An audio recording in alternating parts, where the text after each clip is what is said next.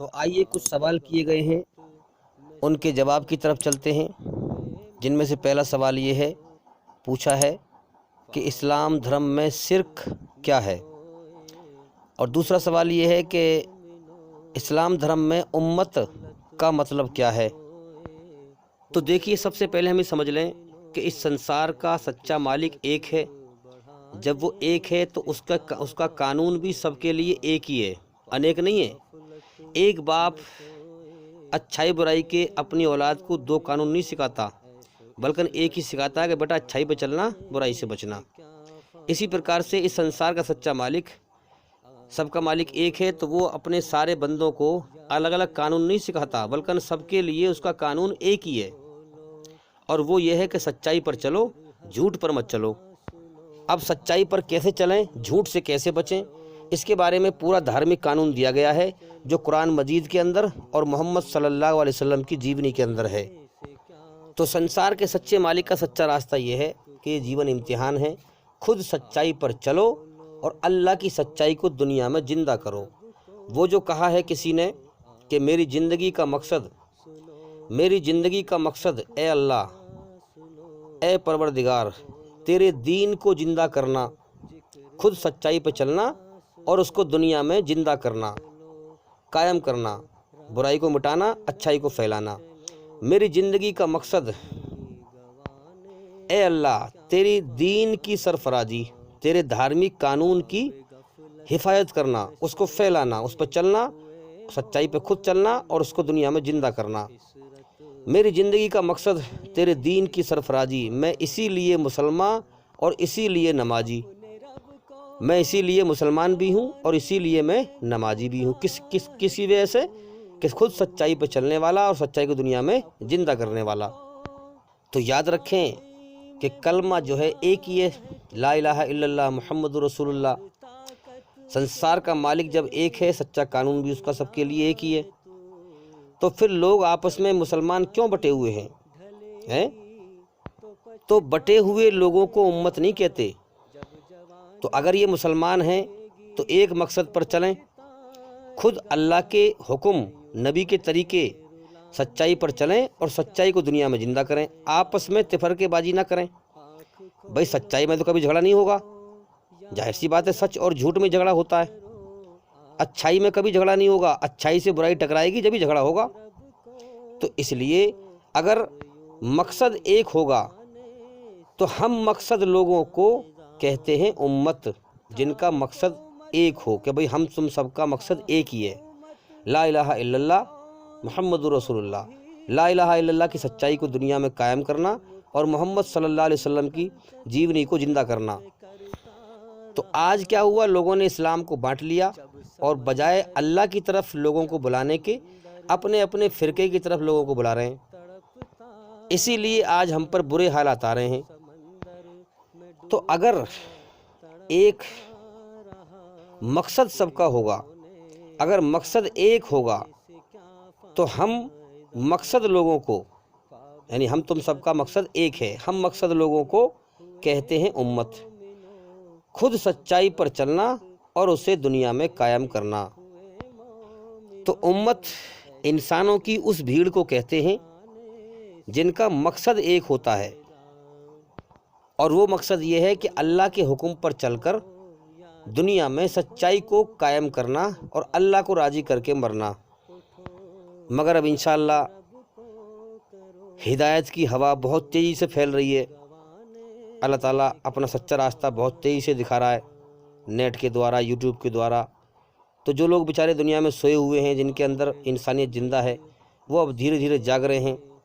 جب تک تو دنیا کے دھوکے کے خواب میں ڈوبا ہے، جب تک تو دنیا کے دھوکے کے خواب میں ڈوبا ہے، جب تک تو ہے مٹی کا ایک انبار تو، جب تک تو ہے مٹی کا ایک ڈھیر تو، اور سچائی کے ہوش میں آ جائے تو پختہ ہو جائے تو ہے ایک سچ کی ایک تلوار تو، ظلم کو مٹانے والی، سچ کو زندہ کرنے والی۔ تو امت وہ ہے جس کا مقصد ایک ہو جائے، الہ کلمۃ اللہ ہے، الہ کلمۃ اللہ، اللہ کا کلمہ زندہ کرنا اور اس پر خود چلنا۔ لا الہ الا اللہ، ایک اللہ ہی کی عبادت کرنی ہے اور اسی کی لوگوں سے کرانی ہے۔ محمد رسول اللہ صلی اللہ علیہ وسلم کی پاک جیونی، پاک زندگی معاشرے میں، بستی میں، دنیا میں قائم کرنی ہے۔ یہ مقصد ایک بن جائے گا تو ہم امت کہلانے کے لائق بن جائیں گے۔ اب دیکھیے، اسلام دھرم میں ہر گناہ کی بخشش ہے مگر شرک کی بخشش نہیں ہے، کیونکہ شرک سب سے بڑا گناہ ہے۔ جس مالک نے ہمیں جس مقصد سے پیدا کیا ہے، اگر ہم نے اس مقصد کو ہی پورا نہ کیا، اس کو مار دیا ہم نے، تو پھر اللہ تعالیٰ جنت کو ہمارے اوپر حرام کر دے گا۔ اور یاد رکھیں، شیطان کے بے شمار پھندے ہیں انسان کو پھنسانے کے لیے، اور سب سے زیادہ شرک کے بارے میں ہیں۔ شرک میں پھنسانے کے لیے اور توحید سے ہٹانے کے لیے، ایک اللہ کے ادھیکار سے، ایک ایشور واد سے ہٹانے کے لیے۔ اگر آپ نے اللہ تعالیٰ کی کھوج میں دلیل کے ساتھ آپ نے کھوج نہ کری سچائی کی، تو شیطان کے اتنے پھندے ہیں کہ آپ شیطان کے پھندے میں پھنس جائیں گے۔ اگر آپ نے باریکی کے ساتھ سچائی کو دلیل کے ساتھ نہ سمجھا تو شیطان کے پھندے میں پھنس جائیں گے۔ اور نقلی مولویوں کی اتنی بھرمار ہے، نقلی گیان پھیلانے والوں کی اتنی بھرمار ہے جس کی کوئی حد نہیں ہے۔ سب سے پہلے تو لوگوں نے دھرم کا بنا رکھا ہے دھندا۔ اب وہ دھرم کو بیچتے نہیں ہیں، تو اب وہ دھرم کو بیچتے ہیں، بلکہ نقلی دھرم کو بیچتے ہیں۔ اب کوئی بھی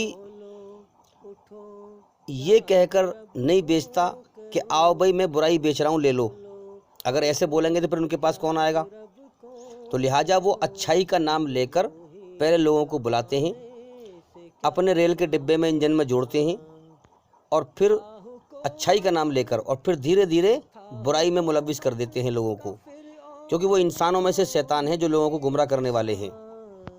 جب اچھائی بولیں گے، اللہ کی توحید بولیں گے تو بڑا زور سے بولیں گے، ایک دم تیز آواز میں، کڑک کے۔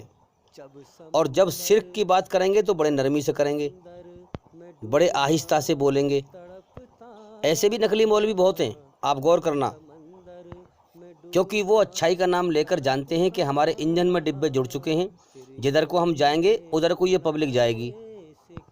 اب لوگ زیادہ تر کیونکہ اللہ کے سمبندھ میں لاپرواہی کرتے ہیں، سچائی کی دلیل سے تحقیق نہیں کرتے، تو لوگ جو ہیں وشواس کر کے آنکھ میچ کر چلتے رہتے ہیں ان کے پیچھے، اور یہ ہوش نہیں ہوتا کہ یہ ہمیں گمراہ کر رہا ہے، ہمیں جہنم کی طرف لے جا رہا ہے، بھٹکا رہا ہے، ہمیں سچے راستے سے بھٹکا رہا ہے ہمیں۔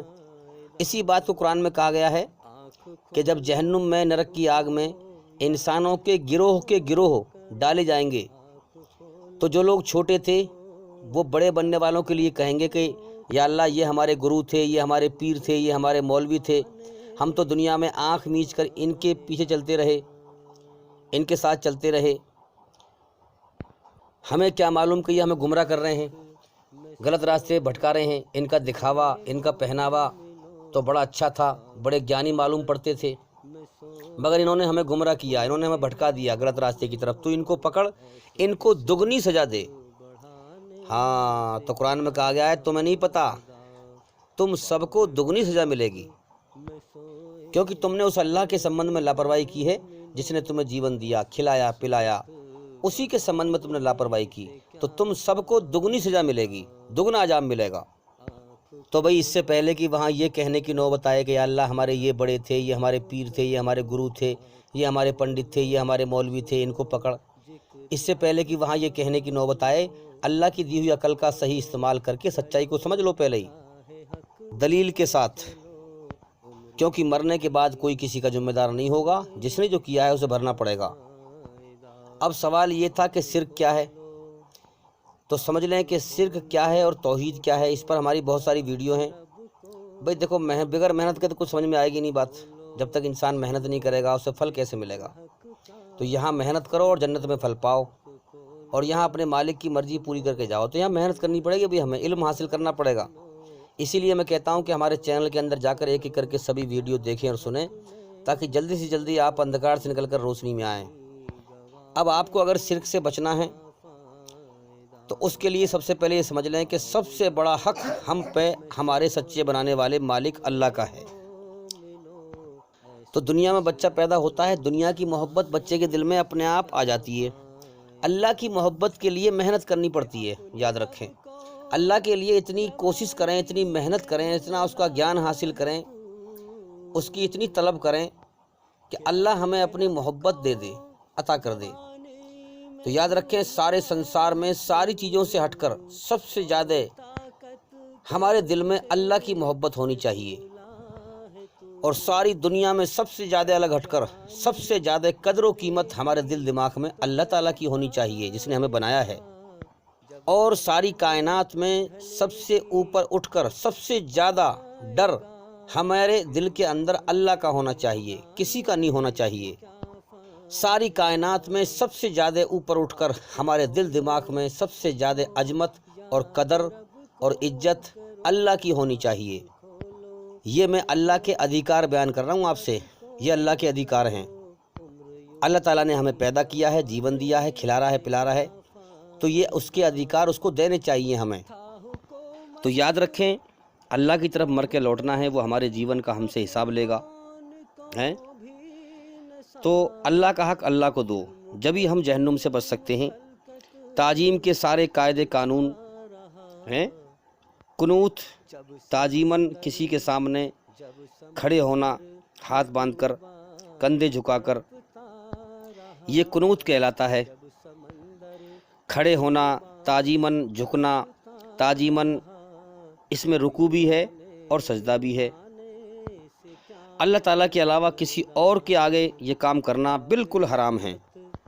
تو اللہ کے علاوہ کسی مخلوق کے لیے کرنا یہ بالکل حرام ہے۔ صرف اللہ کی محبت میں اللہ کے لیے ہونا چاہیے۔ اب دیکھیے، اللہ تعالیٰ نے ہمیں نماز بتائی ہے، تو نماز میں ہم کھڑے ہوتے ہیں ادب سے، نیت باندھ کر۔ تو یہ سب سے زیادہ تعظیم میں، اللہ کی عزت کرنے میں، اللہ کے سامنے تمیز سے کھڑے ہونا، یہ اللہ نے ہمیں سکھایا ہے۔ پھر رکوع میں جانا اور پھر سجدے میں جانا۔ نماز ہمیں یہ بتا رہی ہے کہ جو تمہارا بنانے والا سچا مالک ہے، یعنی تعظیماً قاعدے قانون یہ ہیں، اور یہ قاعدے قانون جو نماز کے ہیں یہ صرف اللہ کے لیے ہوں، کسی مخلوق کے لیے نہ ہوں، اللہ کی پیدا کی ہوئی چیزوں کے لیے نہ ہوں، کہ ہم اللہ سے زیادہ کسی انسان کی قدر کریں، اس کے سامنے عزت سے کھڑے ہوں، اللہ سے زیادہ اس کی قدر کریں، اللہ سے زیادہ اس کی عزت کریں، اللہ سے زیادہ اس کے سامنے جو ہے تعظیماً سر جھکائیں، یہ بالکل حرام ہے۔ قبروں پر تعظیماً سجدہ کریں۔ تو یاد رکھیں، انسان زندہ ہو یا مردہ، کوئی بھی تعظیماً یا کسی بھی طرح سے سجدے کے لائق نہیں ہے۔ انسان کا ماتھا جھک گیا، سجدہ ہو گیا۔ یہ جو ماتھا ہے انسان کا، یہ سر کا تاج ہے۔ اب اپنا تاج کہیں جھکا دینا ہیں؟ اللہ نے فرمایا کہ میرے بندے، یہ تیرا سر تیرے شریر کے انگوں کا سردار ہے، اس میں نے قیمتی دماغ رکھا ہے، اس سر کو میرے ہی آگے جھکا ہیں، یہ تیرے سر کا تاج ہے۔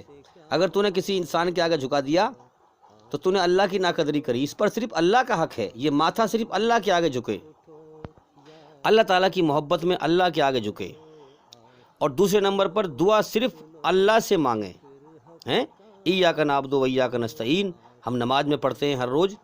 اے اللہ، میں تیری ہی عبادت کرتا ہوں، تیرے ہی آگے سر جھکاتا ہوں اور جھکاتا رہوں گا موت تک، تیرے ہی عبادت کرتا ہوں اور کرتا رہوں گا، اور تجھ سے ہی دعا مانگتا ہوں اور مانگتا رہوں گا، تجھ سے ہی مدد مانگتا ہوں، چاہے کوئی بھی چیز ہو تجھ سے ہی مانگتا ہوں اور مانگتا رہوں گا۔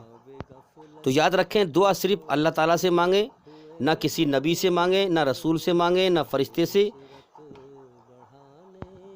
نہ کسی ولی سے، اولیاء سے، کتب سے، ابدال سے، کسی سے دعا نہ مانگیں، اور نہ بیچ میں لگائیں ہم کسی کو، اللہ سے ڈائریکٹ دعا مانگیں۔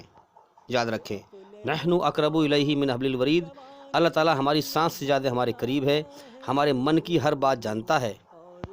ہر اس عمل کو چھوڑ دو جو ہمیں شرک کے قریب لے جاتا ہے، جو ہمیں سب سے بڑے گناہ کے قریب لے جاتا ہے۔